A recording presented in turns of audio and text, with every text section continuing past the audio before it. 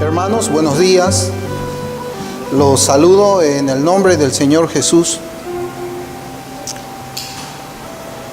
Para nuestra escuela dominical quiero pedirles que por favor abramos la palabra del Señor en el libro de los Hechos, Hechos capítulo 9.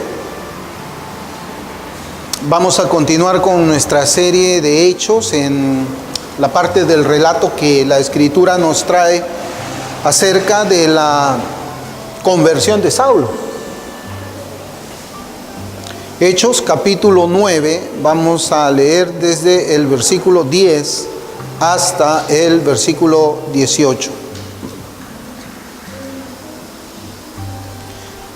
Hechos 9, del 10 al 18. La palabra del Señor dice: había entonces en Damasco un discípulo llamado Ananías, a quien el Señor dijo en visión: Ananías. Y él respondió: heme aquí, Señor. Y el Señor le dijo: levántate y ve a la calle que se llama Derecha, y busca en casa de Judas a uno llamado Saulo de Tarso, porque he aquí él ora. Y ha visto en visión a un varón llamado Ananías, que entra y le pone las manos encima para que recobre la vista. Entonces Ananías respondió: Señor, he oído de muchos acerca de este hombre. ¿Cuántos males ha hecho a tus santos en Jerusalén? Y aún aquí tiene autoridad de los principales sacerdotes para prender a todos los que invocan tu nombre. El Señor le dijo: ve, porque instrumento escogido me es este, para llevar mi nombre en presencia de los gentiles y de reyes y de los hijos de Israel, porque yo le mostraré cuánto le es necesario padecer por mi nombre. Fue entonces Ananías y entró en la casa, y poniendo sobre él las manos, dijo: hermano Saulo, el Señor Jesús, que se te apareció en el camino por donde venías, me ha enviado para que recibas la vista y seas lleno del Espíritu Santo. Y al momento le cayeron de los ojos como escamas, y recibió al instante la vista, y levantándose fue bautizado. Que el Señor bendiga su palabra, hermanos, y con la ayuda del Espíritu Santo vamos a meditar en nuestro estudio de la escuela dominical para esta mañana de domingo. Y la semana pasada, pues, nosotros habíamos comenzado este estudio propiamente de la conversión de Saulo. Estamos haciendo toda la serie del libro de los Hechos, y en este capítulo 9, pues todos nosotros conocemos que la Escritura nos enseña cómo es la salvación, la conversión de Saulo de Tarso. Y uno de los acontecimientos que nosotros pudimos notar fue que el perseguidor Saulo entra en la ciudad de Damasco de una manera completamente diferente a como él mismo había pensado. Pero también era diferente a como lo había pensado los discípulos del Señor. La entrada en esa ciudad del orgulloso joven fariseo, quien iba a asolar el camino cristiano, montado en un corcel y seguido de hombres bajo su mando, el Señor lo cambió. Y seguido de hombres bajo su mando, el Señor lo cambió por una entrada donde Saulo iba a terminar arrastrándose con la ayuda de otros, ciego y humillado. Esto me hacía recordar a mí un proverbio, hermanos. El Proverbios 16:9, donde la Escritura nos enseña: el corazón del hombre piensa su camino, mas Jehová endereza sus pasos. Este cambio de la forma como es que Saulo estaba entrando a la ciudad de Damasco debe hacernos recordar precisamente cómo es que este proverbio tiene mucha razón. Saulo pensaba que él era el dueño de sus caminos. Él pensaba que sus actos eran del agrado del Señor. Y muchas veces nosotros también pensamos de esa manera. Creemos que somos libres, que no estamos sujetos a nada. Y en alguna forma podemos observar que el Señor permite a algunos que sigan en su pecado, pero hace que otros no continúen en su pecado. Eso es la gracia del Señor, es una gracia en la cual nosotros podemos pues reconocer la soberanía de Dios. Y tal vez nos acordamos también ese pasaje de la Escritura que nos dice que Dios tiene misericordia de quien tiene misericordia y endurece al que endurece. Con Pablo vemos la misericordia del Señor, vemos la gracia de Dios. Dios no estaba obligado en ninguna manera a darle gracia a Saulo. Dios podía haberlo dejado que siga en su pecado, que él siga asolando la iglesia, que él siga condenando a los cristianos, que él siga en su camino del celo religioso de un hombre pecador, que es que yo creo que es la condición peor de cualquier hombre que de alguna forma profesa la religión, profesa el nombre de Cristo, pero está desprovisto de esa gracia. Un hombre que cree que todos sus caminos son agradables al Señor, que son caminos que van a ser contados como méritos para ir al cielo, pero que terminan condenándolo en el infierno. El Señor pudo haberlo dejado así a Saulo, pero él no lo quiso así. El Señor tuvo misericordia de Saulo, pero no tuvo esa misericordia de los que acompañaban a Saulo. No tuvo esa misericordia con aquellos que también escucharon la voz del Señor en medio de esa luz brillante al mediodía, pero sí tuvo compasión de Saulo. Yo repito esto constantemente porque nos enseña mucho cómo es la soberanía del Señor, y como yo ya les había comentado en el estudio anterior, siempre debemos estar examinando nuestra fe. ¿Habrá tenido el Señor misericordia conmigo verdaderamente? ¿O es que estoy en los caminos religiosos y creo yo que estoy yendo al infierno? ¿Será que el Señor todavía permite que yo continúe ciego? ¿O será que el Señor me ha quitado la venda? Saulo pues pensaba que era dueño de sus caminos. Y ese proverbio, el corazón del hombre piensa su camino, mas Jehová endereza sus pasos, nos enseña la misericordia de Dios. Aunque Saulo de Tarso conocía las sagradas escrituras del Antiguo Testamento, donde se refleja el carácter santo de Dios de una manera muy clara, él creía que la defensa de su fe se podía hacer usando las armas del padre de toda mentira. Es algo tremendo porque encontramos ahora un hombre que conoce las Escrituras, alguien que podía hacer un sermón acerca de la santidad de Dios, de la pureza de Dios. Él conocía los pasajes de Habacuc, donde dice, muy limpio eres de ojos, como para ver la maldad, pero él actuaba en maldad. Sin embargo, vemos aquí que el Señor enderezó sus pasos, como dice este proverbio. Y el Señor lo puso a Saulo en el camino que él estaba persiguiendo. El Señor detiene su pecado, el Señor detiene su maldad, el Señor detiene su iniquidad. Y esto es gracia, esto es gracia. No podemos decir que Cristo haga esto como una regla. O sea, el Señor no va a actuar obligadamente porque cada cual que haga una profesión de fe de labios y lo llame a él Señor, el Señor también esté obligado a salvar, a darle misericordia, a concederle la gracia. No, porque el Señor mismo enseñó en Mateo capítulo 7, donde dice, no todo el que me dice Señor, Señor entrará en el reino de los cielos, sino el que hace la voluntad de mi Padre que me envió. Muchos me dirán en aquel día: Señor, en tu nombre echamos fuera demonios. Señor, yo iba todos los domingos a la iglesia. Señor, yo ofrendaba en tu iglesia. Señor, yo predicaba el evangelio. Señor, yo servía fielmente allí en la iglesia. Yo participaba en todas las actividades de la iglesia. Y el Señor finalmente le responde: yo no te conozco a ti. Apártate de mí, hacedor de maldad. Son personas, estos que encontramos en Mateo 7, a quienes el Señor no les ha detenido su pecado. Ellos hacen una profesión de fe, pero ellos continúan en su iniquidad, continúan actuando como si su padre fuera el padre de toda mentira.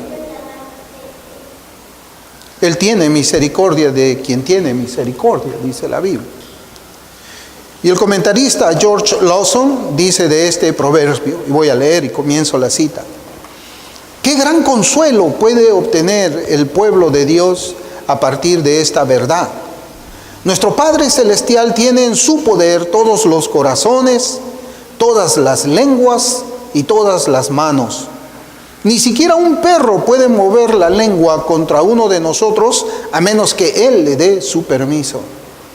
Cualquier cosa que no suceda como consecuencia del rencor de los hombres debería llevar nuestros pensamientos hacia Dios, y al considerarlo como parte de la providencia veremos que no tenemos ningún motivo para quejarnos, sino más bien muchas razones para adorar a nuestro Dios.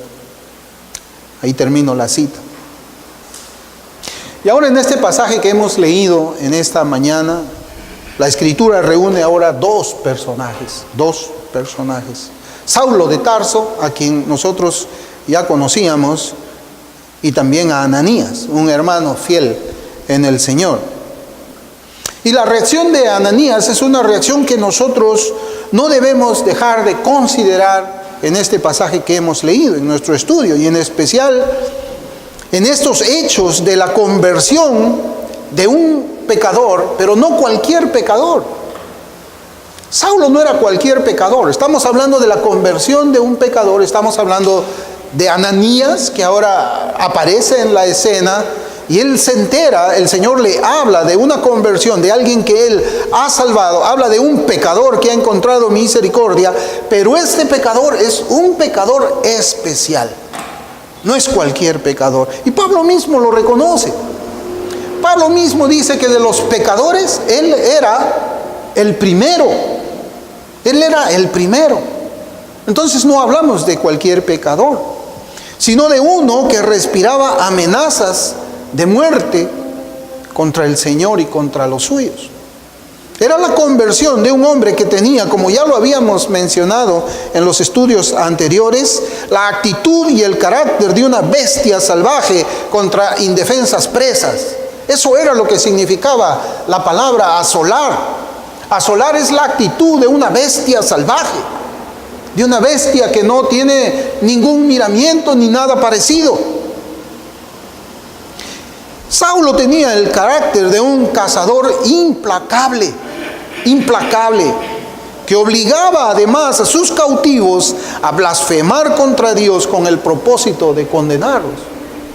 Ese era este pecador, ese era Saulo de Tarso. La conversión de Saulo nos enseña a todos lo que la gracia de Dios puede hacer. ¿Qué cosa es lo que hace la gracia de Dios? Convertir a una hiena salvaje en un cordero manso. Y yo creo que hemos visto cómo son las hienas salvajes. Tal vez en el Discovery Channel no tienen ningún miramiento. No les interesa si el ciervo es pequeño o recién nacido, lo despedaza, se lo come. Eso era Saulo. Estudiamos que esas palabras significaban eso. Y ese hombre, en ese estado tan profundo de maldad, es convertido ahora en un cordero, en un siervo del Señor. Y esta clase de conversiones muchas veces resultan difíciles de creer, y es lo que nosotros vemos en nuestro pasaje. Esa es la reacción de Ananías. ¿Cómo, Señor? ¿Estamos hablando del mismo Saulo?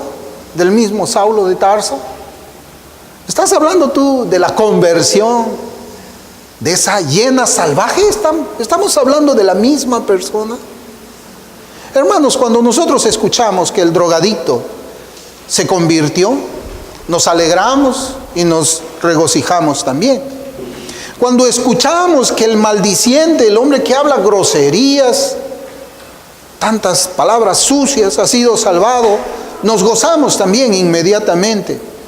Creemos fácilmente que esas conversiones pueden ser verdaderas, no en todos los casos. Sabemos que no en todos los casos hay arrepentimientos sinceros, pero somos más fáciles de creer que un pecador que anda en esos caminos se convierte al Señor o que el Señor le salva. Sin embargo, cuando escuchamos que un asesino serial, un hombre malo, un hombre que ha matado malvadamente a las personas, a muchas personas, se convierte, nos entra la duda, ¿no? O cuando escuchamos que una estrella de cine, que ha andado en tantos pecados, en tantas actitudes profundamente pecaminosas, pecados pues de estar con mujeres que no son sus esposas, que están en drogas, que están en tanto, ¿no? Y escuchamos por ahí, oye, se convirtió esta estrella. Nos cabe la duda a nosotros. Decimos, ¿cómo? Ese hombre se ha convertido, esa mujer se ha convertido. Dudamos de eso. Tenemos dudas, guardamos reservas y quizás no nos pronunciamos, porque no lo creemos inmediatamente. Y decimos, bueno, tengo que ver fruto. Yo no sé si se ha convertido, pero quiero ver si es verdad esto. Igual vemos la actitud de Ananías con el Señor. Igual es la actitud de Ananías. Quizás eso es lo que sobresale más en este pasaje que estamos leyendo. La actitud de Ananías de no creer que Cristo había salvado al peor de los pecadores, al religioso más fiero de todos los religiosos que estaban en Jerusalén, al peor de los fariseos, al hombre más salvaje que actuó contra la iglesia. Ananías dudaba cuando el Señor comienza a hacerle su comisión, pero debemos recordar también lo que la palabra del Señor nos enseña en Mateo 19, 26, dice, y mirándolos Jesús les dijo, para los hombres esto es imposible, mas para Dios todo es posible. Cuando el Señor salva, hermanos, se hacen evidentes los cambios físicos, los cambios morales y los cambios espirituales, manifestándose esta transformación santa con mayor fuerza, con mayor intensidad en la vida del creyente conforme avanza en el camino cristiano. Es imposible que la conversión retroceda. Al contrario, la conversión, la salvación hace que el alma del hombre prospere conforme va pasando el tiempo. El hombre comienza a hacerse más santo y más santo. Nosotros tenemos a veces un dicho en el ambiente secular y decimos, arrancada de caballo y parada de borrico, decimos. En la fe cristiana no es así. En la fe cristiana es arrancada de caballo y corrida de caballo. Pero a veces vemos nosotros que hay algunos que escuchan el Evangelio, lo reciben con gozo y comienzan a hacer algunos cambios inmediatos en sus vidas y pensamos inmediatamente el Señor le ha salvado porque ha cambiado su vida. Ha cambiado, se ve que es un hombre de fe, es un hombre que confía en el Señor. Pero va pasando el tiempo y su fe declina, y su fe declina, y su fe declina. Finalmente los terminamos viendo en el mundo otra vez. No, cuando el Señor salva, esos cambios espirituales, morales y físicos se comienzan a hacer más fuertes y más fuertes y más fuertes. Eso es lo que la Biblia enseña cuando dice de que somos transformados a la imagen de Cristo. Comenzamos desde el número 0 y vamos aumentando 5, 10, 15, 20 y vamos aumentando. A veces no aumentamos por un tiempo, pero siempre la tendencia es ir hacia arriba, porque nos vamos asemejando a Cristo. El versículo 6 del capítulo 9 que hemos leído dice: él temblando y temeroso dijo, hablando, Saulo es, ¿no? Señor, ¿qué quieres que yo haga? Y el Señor le dijo, levántate y entra en la ciudad y se te dirá lo que debes hacer. Vemos acá que Saulo ahora se somete a la autoridad del Señor Jesucristo. Y durante este periodo que él está obedeciendo al Señor, que es cuando lo introducen a la casa de Judas, que quedaba en la calle derecha, él iba a estar un tiempo en ceguera y un tiempo en soledad. ¿Para qué? Pablo o Saulo iba a meditar en lo que era su vida religiosa, comparándola con la ley de Dios, que él ya la conocía, y confrontándola con la depravación de su propio corazón. Eso es lo que iba a pasar con Saulo. Y aquí el Señor llama a uno de sus discípulos para encargarle la tarea de sanar la ceguera de Saulo, bautizarlo y llevarlo a la iglesia. Y el nombre de ese siervo, de ese discípulo del Señor es Ananías. Y ahí vemos el versículo 10, ahora el llamamiento de Ananías. Había entonces en Damasco un discípulo llamado Ananías, a quien el Señor dijo en visión, Ananías. Y él respondió, heme aquí, Señor. Y esta respuesta que da Ananías al escuchar al llamado de su Señor es la que caracteriza la disposición de obediencia de todo siervo de Dios. Éxodo 3:4. Viendo Jehová que él iba a ver, lo llamó Dios de en medio de la zarza y dijo, Moisés, Moisés. Y él respondió, heme aquí. Primera de Samuel, capítulo 3, versículos del 8 al 10. Jehová pues llamó la tercera vez a Samuel, y él se levantó y vino a Elí y dijo, heme aquí, ¿para qué me has llamado? Entonces entendió Elí que Jehová llamaba al joven, y dijo Elí a Samuel, ve y acuéstate, y si te llamare dirás, habla Jehová, porque tu siervo oye.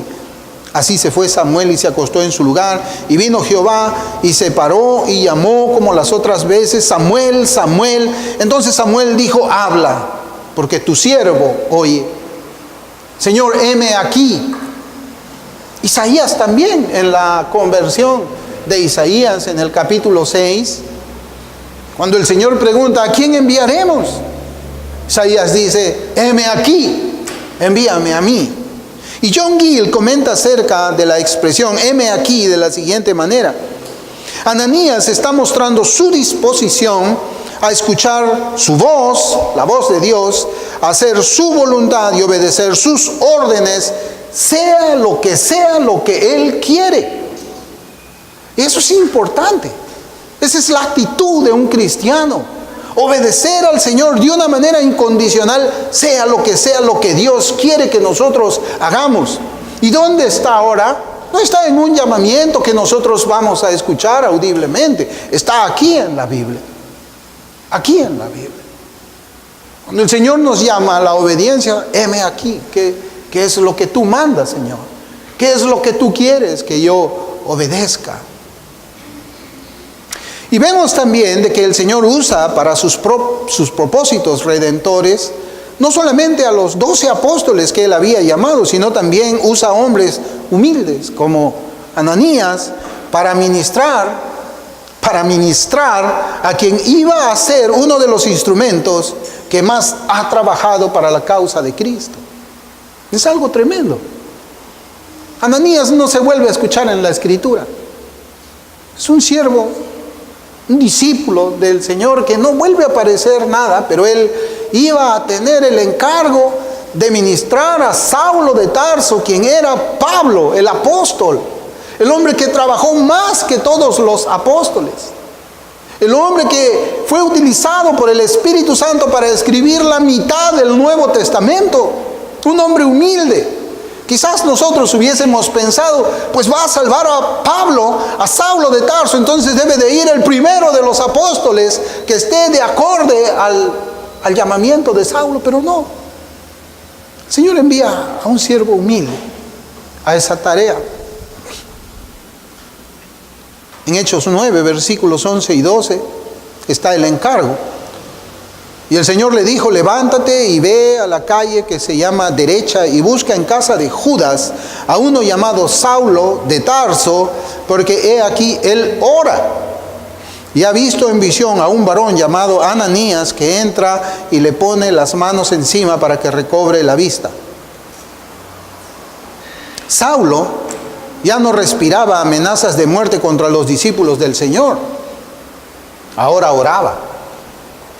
Un cambio. Es un cambio tremendo. Es un cambio en lo físico, en lo material, en lo moral y en lo espiritual. Y la oración, hermanos, como hemos visto y sabemos, es la señal de un espíritu de devoción y humildad. La oración echa fuera todo sentimiento de orgullo. La oración verdadera, ¿no? Porque ¿cómo puede orar un orgulloso? ¿Cómo puede alguien que tiene un corazón orgulloso orar? No puede. La oración echa fuera todo sentimiento de injusticia. ¿Cómo puede orar el que obra injustamente? Echa fuera todo sentimiento de hipocresía. ¿Qué oración puede elevar un hipócrita? Echa fuera todo sentimiento de crueldad. ¿A quién ora aquel que es cruel contra su prójimo? Saulo tenía actitudes de oración cuando él era un fariseo incrédulo. Él oraba. Él oraba. Él invocaba el nombre del Dios Santo. No sabemos cuántas horas estaba de rodillas. Pero esas palabras que Saulo de Tarso hacía no pasaban de este techo. No pasaban de este techo. Porque él en realidad no oraba. Él hablaba palabras de oración, pero el Señor tenía su oído cerrado a ese pecador. Eso es lo que tenemos que entender. Por eso es que Saulo no tenía ningún cambio en su vida. ¿O acaso vamos a creer de que alguien que oras a Dios va a permanecer igual? Aquel que derrama su corazón delante de Dios no va a sufrir ningún cambio. ¿Vamos a creer eso? Hermano, eso no es cierto. Eso no es cierto. El que ora de verdad tiene cambios verdaderos. Y el que ora de mentira no tiene ningún cambio. Saulo era en todo eso. Mas ahora, él era la morada del Espíritu Santo. Y el Señor le había concedido una visión para que él tenga paz en aquel momento angustioso por el que estaba pasando. Y vemos todavía cómo la misericordia de Dios se extiende más con él. Porque no solamente lo deja así ciego y lo deja en oración, sino además el Señor se revela a Saulo en una visión y le hace entender que va a llegar un hombre llamado Ananías a ministrarle. Y Saulo estaba orando, esperando el tiempo en el que el Señor iba a hacer que Ananías llegue donde él estaba para ministrarle. Y eso lo vemos en los versículos 13 y 14. Dice ahora la Escritura, entonces Ananías respondió, Señor, he oído de muchos acerca de este hombre, cuántos males ha hecho a tus santos en Jerusalén, y aún aquí tiene autoridad de los principales sacerdotes para prender a todos los que invocan tu nombre. Y ahora vemos un cambio aquí. Cuando el Señor llama a Ananías, dice en sus primeras palabras, heme aquí, Señor. Él dice, estoy dispuesto para obedecerte cualquier cosa que me pidas, Señor. Señor, yo soy tu siervo, heme aquí. Pero ¿qué vemos ahora en las palabras del siervo del Señor? ¿Qué es lo que vemos? Después que el Señor le revela a Ananías la tarea que él tiene que hacer. Y es evidente, hermanos, que no hay un deseo de desobedecer, no hay un deseo de cuestionar el mandamiento dado.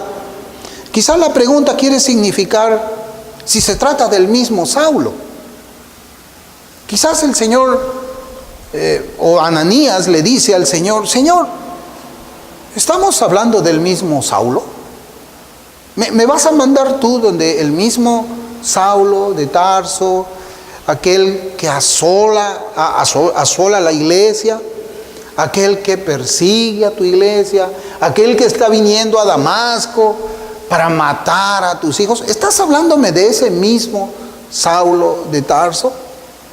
Y al parecer Ananías no estaba seguro acerca de la conversión de ese perseguidor sanguinario. Él no estaba seguro. Él decía: Saulo de Tarso, ¿que Saulo de Tarso se ha convertido?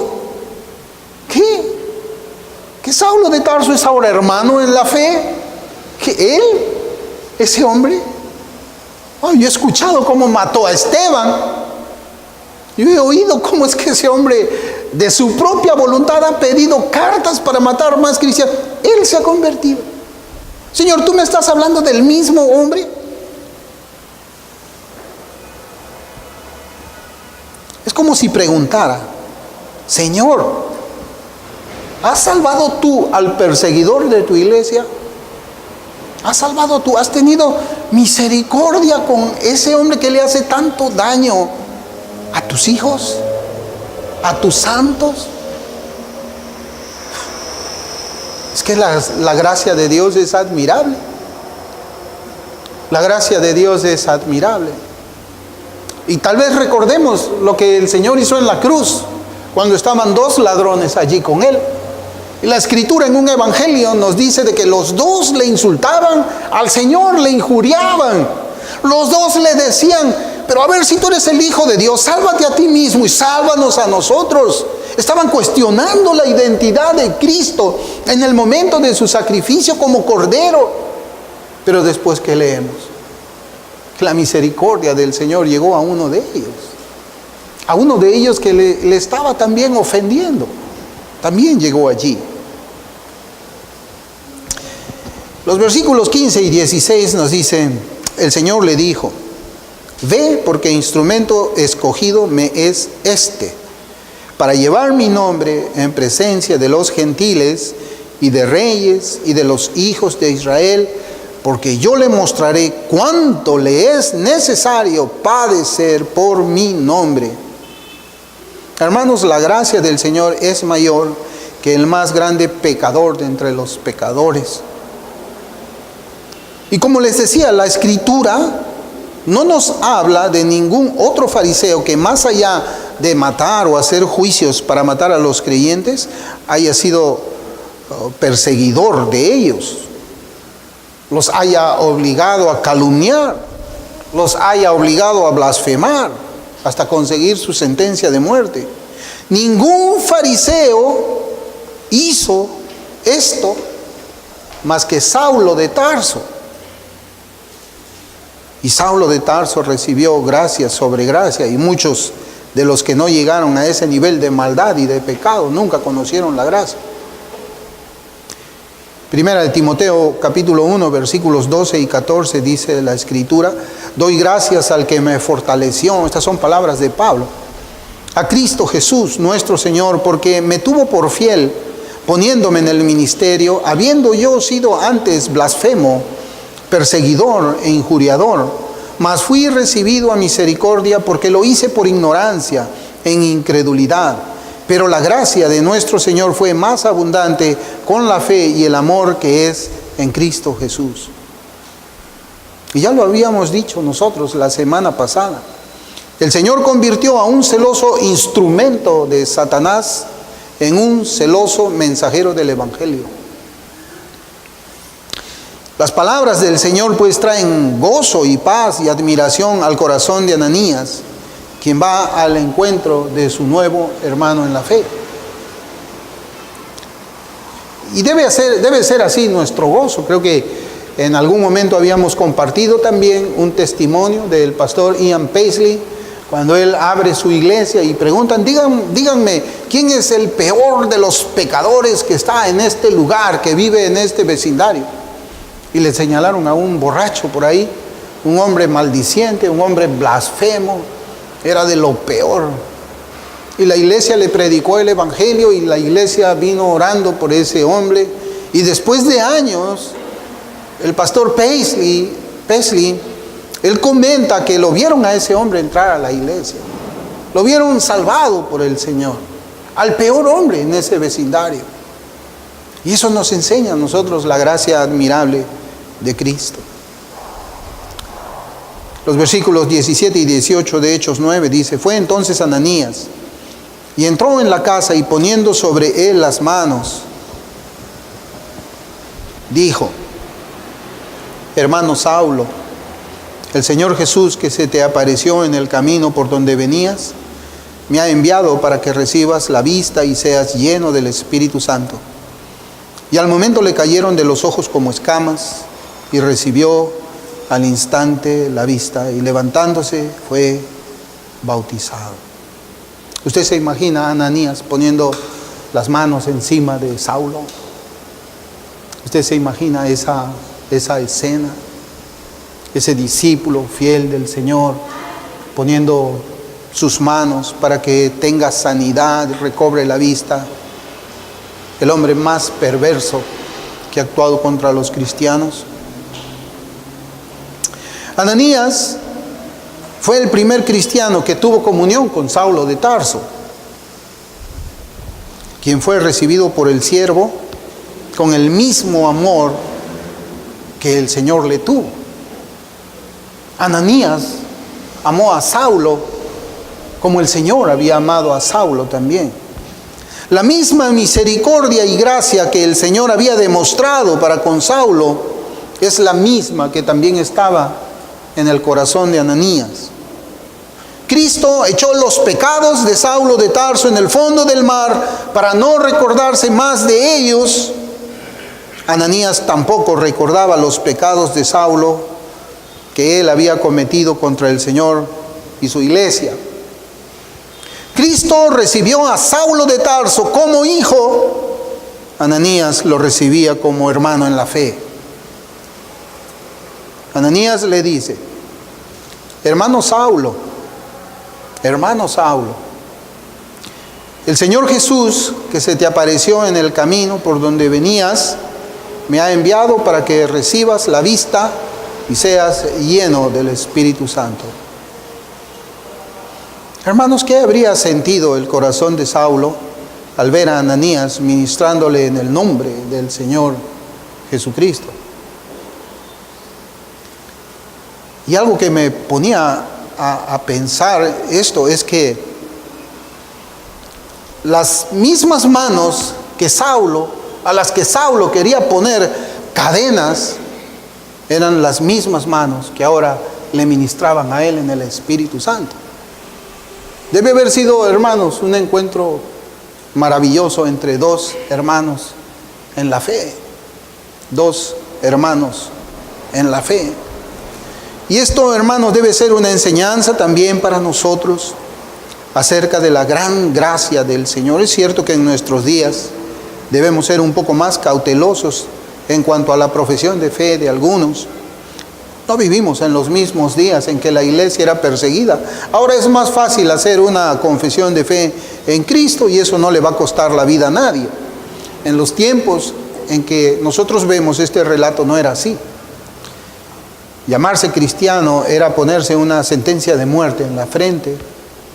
Por eso es que eran más confiables tal vez todas las profesiones de fe. Pero debemos orar al Señor y debemos siempre, como sus hijos, creer en que para Dios todo es posible, que Dios puede tener misericordia aún del más grande pecador.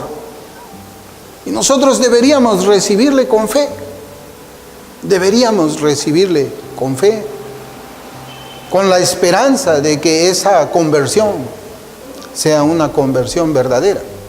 Que esa semilla no haya caído en el camino, que esa semilla no haya caído entre pedregales, sino que haya caído en buena tierra. Y el Señor nos conceda ver precisamente esos frutos, frutos de fe, frutos de arrepentimiento, frutos de crecimiento al 30, al 60 y al 100%. Vamos a